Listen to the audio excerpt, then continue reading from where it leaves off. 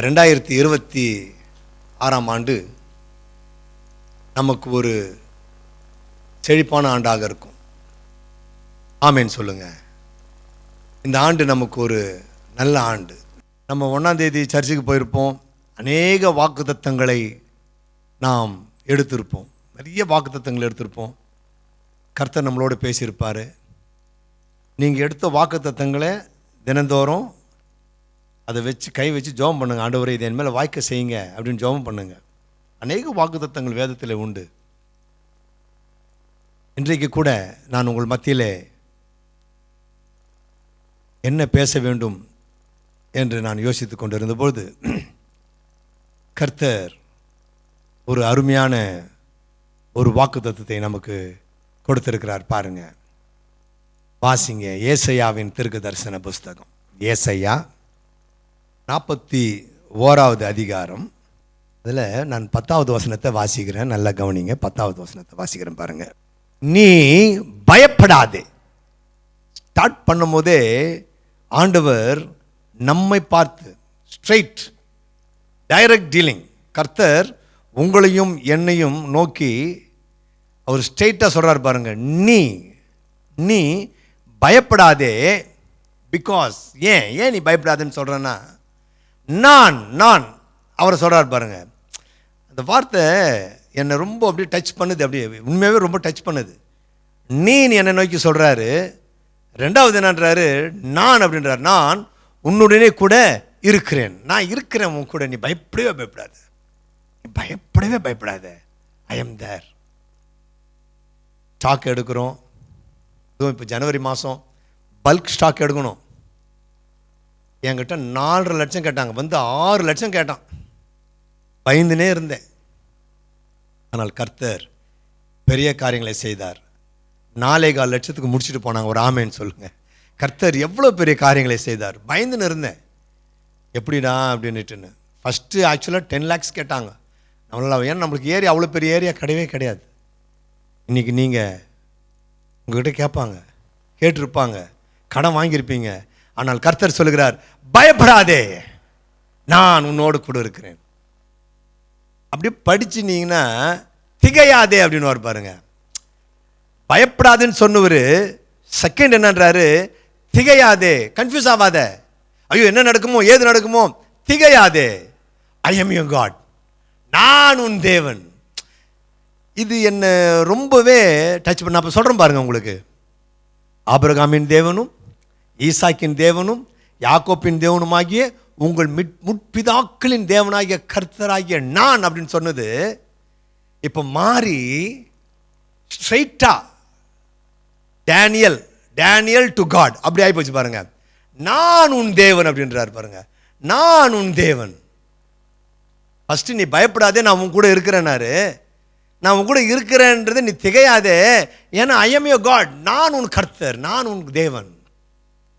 நான் உன்னை பலப்படுத்தி, I will strengthen you, I will strengthen you. நான் உன்னை பலப்படுத்தி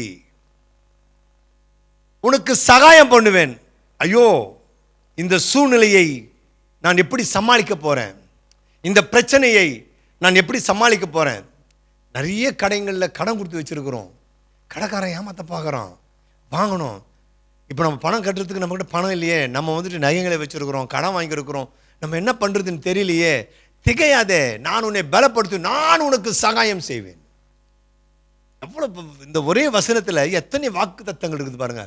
பயப்படாதென்றாரு, திகையாதென்றாரு, நான் உன்னை பலப்படுத்துவேன்றாரு, நான் உனக்கு சகாயம் செய்வேன் சொல்கிறாரு. கடைசியாக என் நீதியின் வலது கரத்தினாலே நான் உன்னை தாங்குவேன். எங்க ஒரு ஹல்லேலூயா சொல்லுங்க, ஒரு ஹல்லேலூயா சொல்லுங்க. என் நீதியின் வலது கரத்தினாலே நான் உன்னை தாங்குவேன்.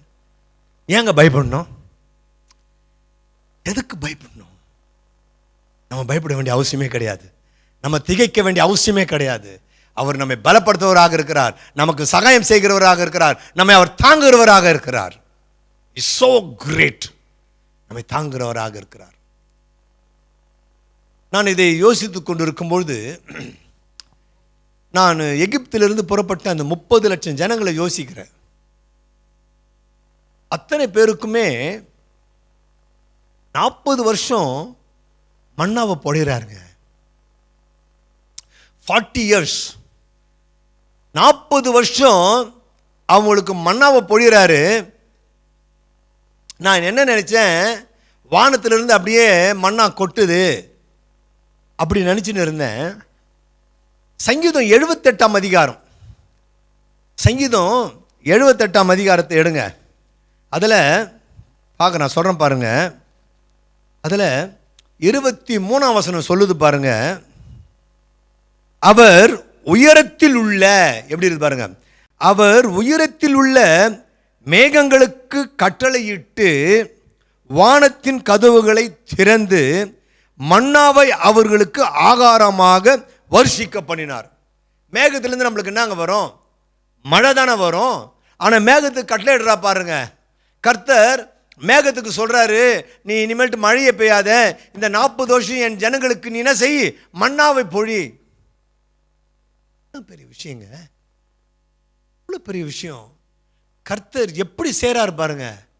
சங்கீதக்காரன் சொல்றான், உயரத்தில் இருக்கும் மேகங்களுக்கு அவர் கட்டளையிட்டு நமக்கு மன்னாவை பொழிகிறாராம். வானத்தின் பலகணிகளை திறந்து, வானத்தில் ஒரு கதவு இருக்குது, அது உங்களுக்காகவும் எனக்காகவும் திறக்கப்படுகிறது. ஒரு ஆமென் சொல்லுங்க. அது உங்களுக்காகவும் எனக்காகவும் திறக்கப்படுகிறது, திறந்து பொழிகிறாரு. இதில் இன்னொரு விஷயம் பாருங்கள், நான் படிக்கிறேன் பாருங்க. 24 பாருங்க. வானத்தின் தானியத்தை, மேலே பெரிய அப்படியே வயல் நிலம் இருக்குதா, இதெல்லாம் என்னை யோசிக்க வச்சது. வானத்தின் தானியத்தை அவர்களுக்கு கொடுத்தார். எவ்வளோ அருமையான ஒரு தேவன் பாருங்க, எவ்வளோ பெரிய கர்த்தர் பாருங்க. பிரியமானவர்களே, அதான் சொல்கிறேன், பயப்படாதீங்க, கலங்காதீங்க, திகையாதீங்க. கர்த்தர் பெரிய காரியங்களை செய்கிறார். அவர் நம்மை பலப்படுத்தி நமக்கு சகாயம் செய்து நம்மை தாங்க வல்லவராக இருக்கிறார், நம்மை பலப்படுத்த வல்லவராக இருக்கிறார், நம்மை உயர்த்த வல்லவராக இருக்கிறார், உயர்ந்த அந்தஸ்திலே வைக்க வல்லவராக இருக்கிறார். தைரியமா இருங்க. நான் இன்னும் செழிப்பாக, இன்னும் வசதி வாய்ப்புகளோடு, இன்னும் கம்பீரமாக, நல்ல ஆசீர்வாதத்தோடு நான் வாழ வேண்டுமானால் நான் கர்த்தருக்கு எப்படிப்பட்ட காரியத்தில் ஈடுபட வேண்டும்? நம்ம பிஸ்னஸ் செய்கிறோம், வாரம் வாரம் நம்ம அட்லீஸ்ட் 2 முறைனாச்சும் லைனுக்கு போவோம், நமக்கு வருமானம் வரும், லாபம் வரும். நீங்கள் உங்களுடைய கடன்களை அடைப்பதற்கு முன்பதாக 10ல் ஒரு பாகத்தை கர்த்தருக்கு என்று எடுத்து வைத்து விடுங்கள். இதை நீங்கள் செய்யுங்க. இந்த 2026 இதை ஒரு கடமையா, இதை ஒரு பிரதிக்கணையா இதை நீங்கள் எடுத்துக்குங்க. மல்கியா 3வது அதிகாரம் 10ஆம் வசனத்தை எடுப்போம். மல்கியா 3வது அதிகாரம் 10ஆம் வசனத்தை எடுப்போம். அதில் அவர் ரொம்ப அழகாக சொல்கிறார் பாருங்க. என் ஆலயத்தில் ஆகாரம் உண்டாயிருக்கும்படி தசம பாகங்களை எல்லாம் பண்டசாலையிலே கொண்டு வாருங்கள். எனக்கென்று நீங்கள் தசம பாகத்தை கண்டிப்பாக கொடுங்க அப்படின்னு கேட்குறார்.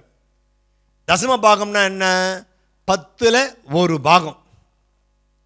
எனக்கு மாதம் வருமானம் 1 லட்சம் வருதா, நான் 10,000 ரூபாய் எடுத்து வச்சு தான் ஆகணும். ஐயோ 10,000 எடுத்து வைக்கணுமா? யோசிக்காதீங்க. 90,000 எடுக்கிறீங்களே, நீங்கள் 90,000 லாபத்தை எடுக்கிறீங்களே, 10,000 பற்றி கவலைப்படாதீங்க. 10,000 பற்றி கவலைப்படாதீங்க. ஆண்டவர் வெறும் 1% தான், 10% தான் கேட்குறார். 10ல் 1 தான் கேட்குறார். நீங்கள் தசம பாகம் கொடுக்க இந்த நாளிலிருந்து பிளான் பண்ணுங்க. அவர் எட்டுன்னு வந்து என் பண்டக சாலையில் கொடுங்க. படிக்கிறேன் பாருங்க. கொண்டு வாருங்கள், அப்பொழுது நான் வானத்தின், இதுதான் சொல்கிறேன், வானத்தில் உங்களுக்காகவும் எனக்காகவும் ஒரு கதவு இருக்குது, ஒரு பலகனி இருக்குது.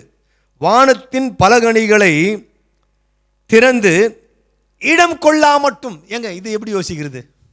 இடம் கொள்ளாமட்டும் 500 ரூபாய் கட்டாக நம்ம முடிச்சு போட்டு லாக்கரில் போடுறோம். சும்மா ஒரு கற்பனைக்கு சொல்கிறேன், நீங்கள் அப்படியே இது பண்ணிடாதீங்க. லாக்கர் ஃபுல்லாக ரொம்பிடுச்சிங்க. நெக்ஸ்ட் இந்த காசை நான் எங்கே வைப்பேன்? இடம் கொள்ளா மட்டும்ன்றாரு. என் வீட்டில் இப்போ ஒரு கார் இருக்குது, கர்த்தர் இன்னொரு காரை ஏற்பாடு பண்ணுவார். போர்ச்சுகல்ல 2 கார் வச்சுட்டோம், இன்னொரு காரையும் தருவார். அது வைக்கிறதுக்கு இடம் கிடையாது, இடம் கொள்ளா மட்டும். புரிஞ்சுக்குங்க அந்த வார்த்தையை. எதுக்கு? நீங்கள் ஒரே ஒரு 10ல் ஒரே ஒரு பாகம், தசம பாகம் தருவதற்கு கர்த்தர் செய்கிற காரியத்தை பாருங்க. இடம் கொள்ளா மட்டும் உங்களை அவர் ஆசீர்வதிக்க, இடம் கொள்ளா மட்டும் உங்கள் மேல் ஆசீர்வாதத்தை வர்ஷிக்க மாட்டேனோ என்று, அதனால் என்னை சோதித்து பாருங்கள் என்று சேனைகளின் கர்த்தர் சொல்றார். ஜஸ்ட் டெஸ்ட் மீ, என்னை டெஸ்ட் பண்ணி பாரு. இந்த ஆண்டு டெஸ்ட் பண்ணி பாருங்க. கர்த்தர் உங்களை அபரிவிதமாய் ஆசீர்வதிப்பாரு. உங்களுடைய பிஸ்னஸில் நீங்கள் அபரிவிதமாய் ஆசீர்வதிக்கப்படுவீங்க. இன்னைக்கு ஒரே ஒரு ஏஜென்சி வச்சு ஒரு ப்ராடக்ட் வச்சு பண்ணுறீங்களா, அது 4-5 ப்ராடக்டாக மாறும். சொன்ன சாட்சிகளை கேட்டீங்கல்ல. 2 கமர்ஷியல் பில்டிங் கட்டி வச்சிருந்தேன். கர்த்தர் இடத்துல ஜெபம் செய்து கொண்டிருந்தோம். ஒன்று போகும்படி செய்தார் பாருங்க. ஒரு ஆமென் சொல்லுங்க. இன்னொன்னும் போது, அதை கர்த்தர் வாய்க்க செய்ய போகிறார். பிரியமானவர்களே, யோசித்து பாருங்க. கர்த்தர் நம்மை ஆசீர்வதிக்கல, நம்ம உயர்த்தல, நம்மளை ஒரு இடத்துல தூக்கி வைக்கல நினைக்காதீங்க. நாம் செய்ய வேண்டிய கடமைகள் நமக்கு இருக்குது. நீங்கள் இப்படி செய்தீங்கன்னா நான் அப்படி செய்வேன். எங்க பைபிளை பொறுத்த வரைக்கும், ஆண்டவரை பொறுத்த வரைக்கும் எவ்ரிதிங் கம்ஸ் அண்டர் கண்டிஷன். அது புரிஞ்சுக்குங்க. எதுவாக இருந்தாலும் கண்டிஷன் இல்லாமல் எதுவுமே கிடையாதுங்க. அதை நல்லா புரிஞ்சுக்குங்க. நீங்கள் யாக்கோப்பு 4வது அதிகாரம் 8ஆம் வசனத்தை வாசிக்கிறேன் பாருங்க. யாக்கோப்பு லாஸ்ட்ல இருக்கும் பாருங்க. யாக்கோப்பு 4வது அதிகாரம் அதனுடைய 8வது வசனத்தை பாருங்க. நான் படிக்கிறேன் பாருங்க. தேவனிடத்தில் சேருங்கள். அந்த வசனம் ஆரம்பிக்கும் போதே எப்படி ஆரம்பிக்குது? தேவனிடத்தில் சேருங்கள், அப்பொழுது அவர் உங்களிடத்தில் சேருவார். எப்படி ஆரம்பிக்குது பாருங்க. நீங்கள் தேவனிடத்தில் சேருங்க. டெய்லி தூங்கி எழுந்த ஒண்ணுமே அவருடைய சமூகத்தில் போய் முதல்ல உட்காருங்க. ஆண்டவரே, இது வரைக்கும் இந்த வசனம் என் கண்ணில் தெரியல, இப்போ தெரிஞ்சிடுச்சியா? தேவனிடத்தில் சேருங்கள், அப்பொழுது அவர் உங்களிடத்தில் சேருவார். நான் படிச்சுட்டேன், நான் தூங்கி எழுந்திருக்கிறேன். First time, every first minute it's for you my God. இது உங்களுக்கு தான் ஆண்டவரே. முட்டி போட்டு முழங்கால் படியிட்டு அவர் சந்நிதியில் உட்காருங்க, ஒரு பாட்டு பாடுங்க, வேதத்தை நிறைய படிங்க. கர்த்தர் உங்களுக்கு ஞானத்தினால நிரப்புவார். நிறைய படிங்க. கர்த்தரிடத்தில் சேருங்கள், அப்பொழுது அவர் உங்களிடத்தில் சேருவார். அப்படியே 10ஆம் வசனம் படிக்கிறேன் பாருங்க. கர்த்தருக்கு முன்பாக தாழ்மைப்படுங்கள். நீ ஃபர்ஸ்ட் செய். கர்த்தருக்கு முன்பாக தாழ்மைப்படுங்கள், அப்பொழுது அவர் உங்களை உயர்த்துவார். நீ முதல்ல தாழ்மை, first you have to do. இதுதான் கண்டிஷன். நீ இப்படி இருந்தா நான் உனக்கு அப்படி செய்வேன். நீ உன் தசம பாகத்தை என்கிட்ட கொண்டு வா, நான் இடம் கொள்ள மட்டும் உன்னை ஆசீர்வதிப்பேன். தான் விஷயம். என் ஜனங்கள் என்னிடத்திலே அவர்கள் தங்களை தாழ்த்தி, என் ஜனங்கள் என்கிட்ட வந்து பணிந்து குனிந்து ஜெபிப்பார்களே ஆகில், அப்பொழுது நான் அவர்களுடைய தேசத்துக்கு. அப்போதான் நீ முதல்ல வந்து தாழ்த்தணும், ஜெபிக்கணும், அவருடைய சமூகத்தில் வந்து அமரணும், அவர்கிட்ட நீ ஜெபிக்கணும். ஜெபிக்கும்போது தான் அவர் என்னன்றாரு, அப்பொழுது நான் அவருடைய தேசத்துக்கு சேமத்தை வர பண்ணுவேன்னு சொல்றாரு. நீ இப்படி இரு, அப்படிதான், அப்படி இருக்கணும். உன் ஆயுசு நாட்கள் நீடித்திருப்பதற்கு நீ என்ன செய்யணும்? உன்னுடைய தாய் தகப்பன கணவன் இப்படி பண்ணக்க உன்னுடைய ஆயுசு நாட்கள் நீடித்திருக்கும். Everything is under condition. நீங்கள் தசம பாகத்துக்கு பிளான் பண்ணுங்க. இன்னைக்கு கர்த்தர் என்னை ஆசீர்வாதம். உங்களுக்கு 1000 ரூபாய் கிடைக்கட்டும், 100 ரூபாய் எடுத்து வச்சிருங்க ஆண்டவருக்கு. இதுதான் ரகசியம். நீங்கள் செய்து பாருங்க, கர்த்தர் உங்களை உயர்த்த வல்லவராக இருக்கிறார். அவர் சொல்கிற வாக்குத்தத்தத்தை மறுபடியும் இன்னொரு முறை சொல்கிறேன் உங்களுக்கு. பயப்படாதே, நான் உடனே கூட இருக்கிறேன். திகையாதே, நான் உன் தேவன். நான் உன்னை பலப்படுத்துவேன். நான் உனக்கு சகாயம் செய்வேன். என் நீதியின் வலது கரத்தினாலே உன்னை தாங்குவேன் சொல்லுவார். அவர் வாக்கு மாறாத கர்த்தர். அவர் வாக்கு மாற மாட்டார். நீங்கள் அவருக்கு செய்ய வேண்டிய கடமைகளை நீங்கள் செய்யுங்க. ஒரு பாடலை பாடி செய்தியை முடிப்பேன். இனியும் உம்மை கேட்பேன், நீர் சொல்வதை நான் செய்வேன். என் கூட பேசுங்கப்பா, பேசாம மட்டும் இருக்காதீங்கப்பா. நம்மளுக்கு திட்டம் தீட்ட தெரியாது, நம்மளுக்கு யோசிக்க தெரியாது, என்ன செய்யணும் எப்படி செய்யணும் நம்மளுக்கு தெரியாது. நீங்கள் தூங்கி, நான் பாடுறேன் இந்த பாட்டை, நீங்கள் தூங்கி எழுந்து அவர்கிட்ட, ஐயா என் கூட பேசுங்க, எனக்கு ஆலோசனை கொடுங்க, எனக்கு போதிங்க, எனக்கு ஒன்றும் செய்ய தெரியாது சொல்லி பாருங்கள். உங்களுக்கு மெல்லிய சத்தம் உங்கள் மைண்டில் உழுதுனே இருக்கும், இப்படி பண்ணு அப்படி பண்ணு அப்படி பண்ணு அப்படி பண்ணு. இதெல்லாம் யாரும் நினைக்கிறீங்க? நீங்கள் இப்படி கேட்டிங்கன்னா தான், இப்படி கேட்டிங்கன்னா அவர் உங்களோட பேசுவார். நீங்கள் காரியத்தை வாய்க்கு செய்வீங்க. யோசேப்புலாம் காரிய சித்தி உள்ளவனாக இருந்தான், தாவீது காரிய சித்தி உள்ளவா இருந்தான். காரணம் என்ன தெரியுங்களா? அடிக்கடி ஆண்டவரோடு பேசி கொண்டு இருக்கிறது தான். பேசுங்க, அவரோட ஜெபம் பண்ணுங்க, வேதத்தை வாசிங்க, நீங்கள் உயர்த்தப்படுவீங்க. இனியும் உம்மை கேட்பேன், நீர் சொல்வதை நான் செய்வேன், என் கூட பேசுங்கப்பா. பேசாம மட்டும் இருக்காதீங்கப்பா. நீர் பேசாவிட்டால் நான் உடைந்து போவேன், ஒரு குலைந்து போவேன். நீர் பேசாவிட்டால் நான் உடைந்து போவேன், ஒரு குலைந்து போவேன். என் கூட பேசுங்கப்பா. பேசாம மட்டும் இருக்காதீங்கப்பா. நீர் பேசாவிட்டால் நான் தளர்ந்து போவேன், தள்ளாடி போவேன்.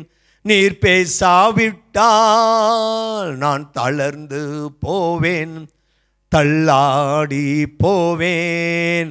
என் கூட பேசுங்கப்பா. பேசாம மட்டும் இருக்காதீங்கப்பா. ஸ்தோத்திரம் ஆண்டவரே, ஸ்தோத்திரம் கர்த்தாவே. தேவரீர், நீர் எங்களோடு பேசியிருக்கிறீர் ஆண்டவரே. எங்களுக்கு நீர் வாக்குத்தத்தம் பண்ணியிருக்கிறீர்.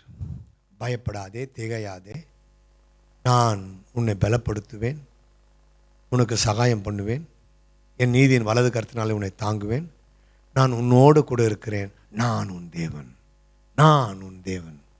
ஆண்டவரே, இந்த வாக்குத்தத்தத்தை நாங்கள் இந்த 2026ஆம் ஆண்டில் பிடித்து கொண்டு இந்த வருஷம் முழுக்க நாங்கள் பயணிக்க தேவர் கிருபை பாராட்டுங்க.